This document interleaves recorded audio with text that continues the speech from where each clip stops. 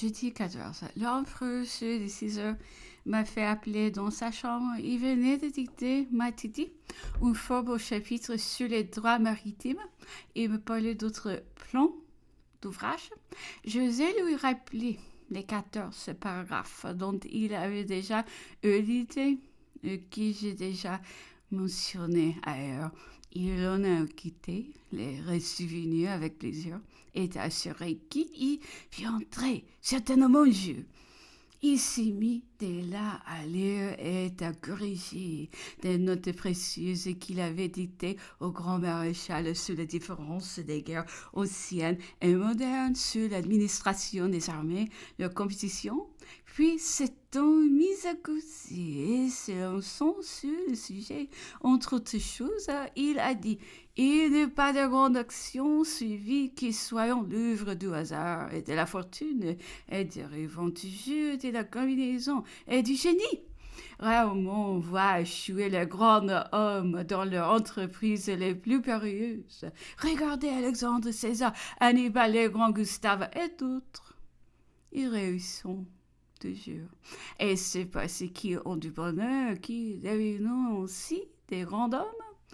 Non, mais parce que tant des grands hommes, ils ont su maîtriser le bonheur. Quand on veut étudier les ressorts de leur succès, on est tout étonné de voir qu'ils avaient tout à fait peu obtenir. Alexandre, à peine sorti de l'enfance, conquiert avec un poignet du monde, une partie du globe. Mais fut-ce de sa part une simple éruption ou façon de l'éluge? Tout est calculé avec profondeur, exécuté avec audace, conduit avec sagesse. Alexandre se montre tout à la fois grand guerrier, grand politique, grand législateur. Malheureusement, quand il éteint le zénith de la gloire et du succès, les têtes lui tournent, le cœur s'égate. Il avait débuté avec l'âme de Trajan. Il finit avec le cœur de Néron et les murs d'Héliogabale. Et l'empereur développait les campagnes d'Alexandre et je voyais le sujet sous un jeu tout nouveau. Passons ensuite à César. Il disait go rébut d'Alexandre. Il avait commencé sa carrière fort tard et croyant débuté par une jeunesse agressive et des plus vicieuses. Il avait fini montrant l'âme la plus active, la plus élevée, la plus belle. Il pensait une des caractères les plus aimables de l'histoire. César devait-il conquérir les Gaules et les lois de sa patrie, mais aux arts et à la simple fortune qui doit second acte de guerre. Et-il analysait encore les autres faits de César comme il avait fait de ceux d'Alexandre. Et cet Hannibal, disait-il, le plus audacieux de tous. Les plus étonnants peut-être, si hardi, si sûr, si large en toutes choses, et qui, à 26 ans, conçoit ce qui est à peine concevable, exécute ce qu'on devait tenir pour impossible, qui, renonçant à toute communication avec son pays, traverse des peuples ennemis. Ou inconnu qu'il faut attaquer et vaincre escalade les Pyrénées et les Alpes qu'on croyait insurmontables et les descendre en Italie compagnons de la moitié de son armée, la seule acquisition de son champ de bataille, les seuls droits de combattre qui occupent par queue et gouvernent cette même Italie durant 16 ans.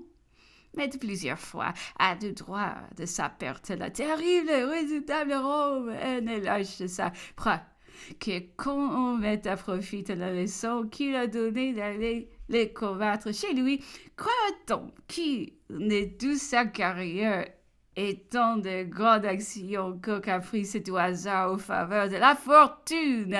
Certes, il devait être doué d'une forte trompe d'âme et d'avoir une bien haute idée de sa science en guerre, celui qui, interpellé par son jeune vainqueur, n'hésite pas à se placer bien que vaincu immédiatement après Alexandre et pure qu'il estime les deux premiers du métier.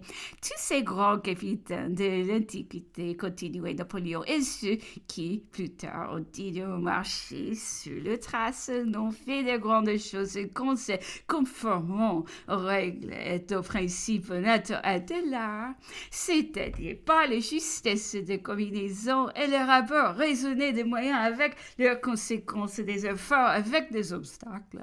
Ils sont réussis qu'en se conformant qu'ayant été d'ailleurs l'audace de leur entreprise et l'étendue de leur succès. Ils n'ont cessé de faire constamment de la guerre une véritable science. C'est à ce titre seul qu'ils sont nos grands modèles. Et ce n'est qu'en les imitant qu'on doit espérer en approcher. On a attribué la fortune mes plus grands actes, et on ne manquera pas d'inviter mes rêveurs, mes fautes, mais si j'écris mes campagnes, on sera bien étonné de voir que dans les deux cas et toujours, ma raison et mes facultés ne s'exerceront qu'en conformité avec les principes, comme il est à désirer que l'empereur accomplisse la pensée de Christ. Ces campagnes, quel commentaire! Que ceux de Napoléon. L'empereur continuait d'analyser de la sorte Gustave Adolphe Condé, chez qui il disait que la science semblait avoir été un instinct.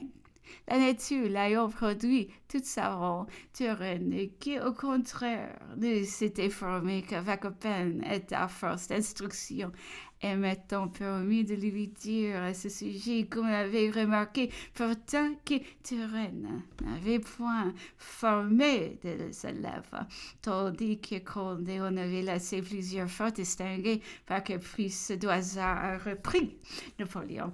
C'est le contraire qui eût dû arriver, mais il ne dépend pas du jeu de mettre de fer des bonnes colliers. Encore faut-il que la nature s'y prête. La semence doit rencontrer son terrain. Il a continué sur Eugène, Marlborough, Vendôme, sur le grand Frédéric, qui disait avoir été sur toute chose, tacticien par excellence, et d'avoir eu le secret de faire des soldats de véritables machines. À ce sujet, il a dit combien les hommes parfois différents de ce qu'ils ne sont. Savent-ils bien toujours eux-mêmes ce qu'ils sont? En voilà une remarque utile qui, au début, prend la fuite devant sa propre victoire, et qui, tout le reste de sa carrière se montre bien certainement les plus intrépides, les plus tenaces, les plus froides des hommes. Après dîner, l'empereur, plein de son travail de jeu, dont il suit depuis quelque temps le sujet avec une espèce de plaisir, de satisfaction, a parlé jusqu'à près d'1 heure du matin, traitant au maître de la manière la plus ingénieuse, la plus forte et la plus lumineuse une foule d'objets de guerre.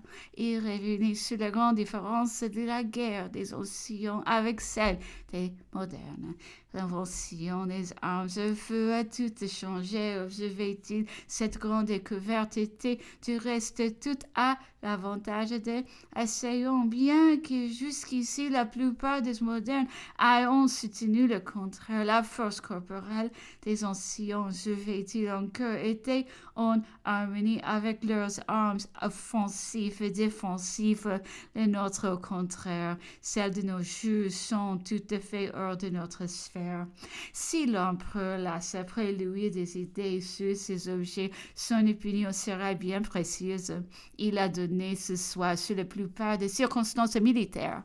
Il s'est élevé aux plus hautes idées et est descendu dans le plus petit détail. Il disait que la guerre ne se composait que d'accidents et que bien qu'il tenu de se plier à ces principes généraux, un chef ne devait jamais perdre de vue tout ce qui pouvait le mettre à même de profiter de ces accidents. Les vulgaires appelleraient cela bonheur.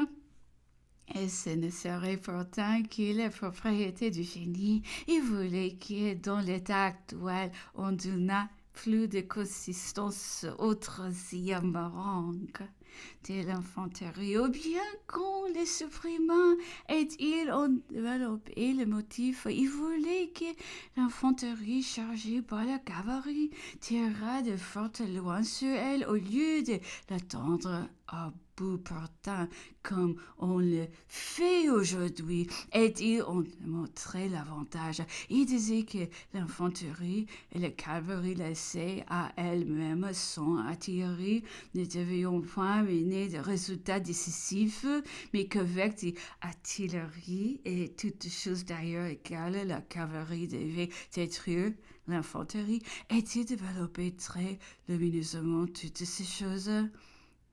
Est une foule d'autres choses. Autres encore. Il ajoutait que l'artillerie faisait aujourd'hui la véritable destinée des armées et des peuples, qu'on se battait à coups de canon comme à coups de poing et qu'on battait comme à un siège. Leur consistait à présent faire converger un grand nombre de feux sur une même point qui la mêlée une fois établi. C'est lui qui avait l'adresse de faire arriver subitement et à l'insu de l'ennemi sur un de ces points où massif inopiné d'artillerie était sûr de l'emporter. Voilà quel avait été, disait-il, son grand secret et sa grande tactique.